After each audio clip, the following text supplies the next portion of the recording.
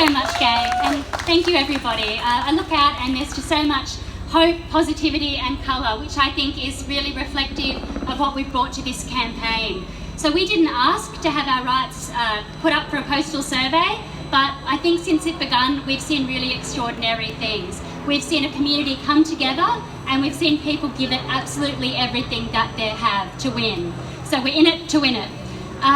We've seen people holding up signs, we'll see them out here now. We have seen houses decorated with rainbows and people door knocking. And probably most importantly, we have seen millions of conversations across this country. This has been a campaign of 1 million conversations. So our previous speakers have emphasised that we've come a long way with LGBTIQ rights, but we still have a way to go. So the marriage equality campaign has been running for quite some time, and I would just really like to acknowledge how difficult this has been for a lot of people, but the energy and the effort that so many of you have put into this. I want to also make mention of a couple of stories that really touched me as I've travelled around speaking to people. So firstly, I spoke to a young man in a rural community who's a special needs teacher. So he does really important work in that community. And he told me that when he receives that message that he's allowed to marry the man that he loves in the country that he loves, that he'll receive that message of social inclusion. I think that's really important.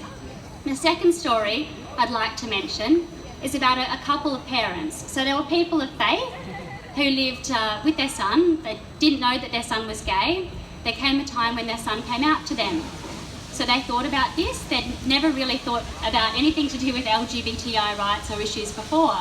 But they thought about their son, and they thought about how much they loved him, and they realised that it didn't matter that he was gay. It just mattered that he found someone that he loved and that made him happy.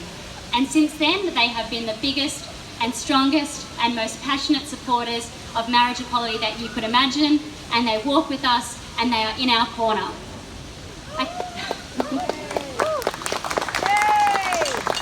And I think that really is a story that's happened a lot across this country, that we are joined by so many who see this for what it is, a campaign that is about equality under the law, about telling people in our community that we deserve the same rights, recognition and respect. And I'd just like to finish by acknowledging how respectful I think we have been as campaigners, that I think that people have behaved so beautifully and so graciously as they ask for this legal equality under the law. So really I'd just like to end by thanking you all for being here and encouraging you to have the best possible day. If you know anyone who hasn't posted their ballot, there's a small window of time where they could potentially get it in. So make a few calls, just double check, and let's hope that on November the 15th we receive that message that we have won marriage equality. Thank you.